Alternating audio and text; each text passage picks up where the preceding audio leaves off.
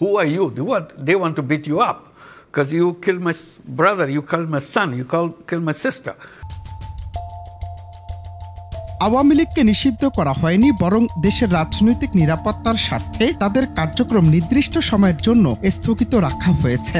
লন্ডনের চ্যাথাম হাউসে এক আলাপচারিতায় এমনটাই জানিয়েছেন দেশের অন্তর্বর্তী সরকারের প্রধান উপদেষ্টা অধ্যাপক মোহাম্মদ ইউনূস। গেল বুধবার চ্যাথাম হাউসের পরিচালক বরনওয়ে ম্যাডক্সের সঞ্চালনায় আয়োজিত আলোচনায় তিনি বলেন, অন্তর্বর্তী সরকারের মূল লক্ষ্য হল সংস্কার, জুলাই হত্যাকাণ্ডের বিচার এবং নিরপেক্ষ নির্বাচন। এই তিনটি দায়িত্ব বাস্তবায়নের পথেই সরকার কাজ করে যাচ্ছে।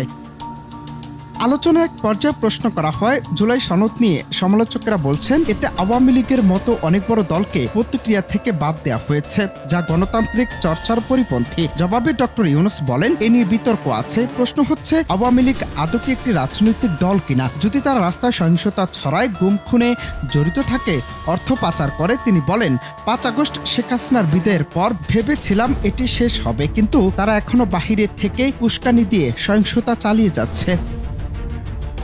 এ সময় প্রধান উপদেষ্টা জানান, ১০ মাস পার হয়ে গেলেও আওয়ামী লীগের পক্ষ থেকে এখনো কেউ দুঃখ প্রকাশ করেনি বা দোষ স্বীকার করেনি, বরং অনুপস্থিত থেকেও তারা দেশে অস্থিরতা সৃষ্টির চেষ্টা করছে। তিনি আরো বলেন, আমরা এখনো নিরাপদ বোধ করি না। তারা রাস্তায় বিক্ষোভ করে, হুমকি দেয়, এমনকি অভ্যুত্থানের নেতাদেরও হুমকি দিয়েছে। তাই জাতির নিরাপত্তা এবং রাজনীতির স্থিতিশীলতা নিশ্চিত করতে বিচার শেষ না হওয়া পর্যন্ত আওয়ামী লীগের কার্যক্রম স্থগিত রাখা হয়েছে, তবে দলটিকে নিষিদ্ধ করা হয়নি। ছাত্র জনতার অভ্যুত্থানে শেখ হাসিনা সরকারের পতনের পর নিষিদ্ধ সংগঠন হিসেবে ছাত্রলীগকে নিষিদ্ধ করা হয়। এরপর নানা আন্দোলনের মুখে গুম খুন ও গণহত্যা ও মানবতা বিরোধী অপরাধে কার্যক্রম নিষিদ্ধ করা হয় আওয়ামী লীগের। পরবর্তীতে আওয়ামী লীগের নিবন্ধনও স্থগিত করে নির্বাচন কমিশন। অনন্ত হাসান মাসুদ, বাংলা টিভি।